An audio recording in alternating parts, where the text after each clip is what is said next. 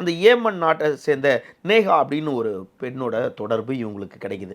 அப்போ வந்து இவர்கிட்ட என்ன பண்ணலாம் அப்படின்னும் போது, சரி இவருக்கு வந்து ஒரு மயக்க ஊசிய பாஸ்போர்ட்ட ஒளிச்சு வச்சிருக்காரு. இந்த பாஸ்போர்ட் கிடைச்சிச்சுன்னா, நான் அப்படியே ஏமன் எல்லைக்கு போய் அப்படியே சவுதி அரேபியாக்குள்ள போயிட்டேன்னா, நான் அப்படியே போயிருவேன். எனக்கு பணம் வருதோ இல்லையோ, நான் தப்பிச்சு போனா போதுன்ற ஒரு மனநிலைக்கு நிமிஷா பிரியா வந்துர்றாங்க. உடனே என்ன பண்றாங்க, தூங்கிட்டு இருக்கும்போதே இவருக்கு வந்து அந்த ஊசிய வந்து போடுறாங்க. இந்த பதட்டத்தில அந்த விஷ ஊசியினோட அளவை வந்து ஹெவி டோஸ் குடுத்ததுனால, அவரு முழிப்பார்ன்னு பார்க்குறாங்க.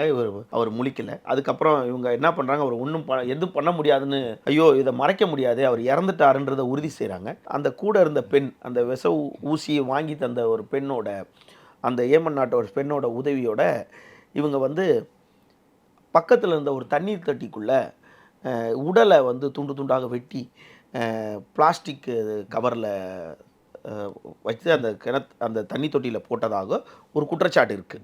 பட்டு இவங்க தரப்புல நீதிமன்றத்தில என்ன சொல்றாங்க அப்டின்னா, நாங்க வந்து எவிடோஸ் தப்பிக்கிறது எங்க தரப்புன்னு கொஞ்சம் கன்சிடர் பண்ணுங்க. என்னுடைய பாஸ்போர்ட் எடுத்து வச்சு என்னோட இவ்ளோ சித்திரவதை பண்ணி, அடிச்சு உடல் அளவிலும் என்ன மனதளவிலும் தொல்ல பண்ணி, என்னோட உழைப்பு பணத்த எடுத்துட்டு என்ன மிரட்டுனதுனால, நான் அவர்கிட்ட இருந்து பாஸ்போர்ட் எடுக்கிறதுக்கு தான் விஷ ஊசி போட்டேன்.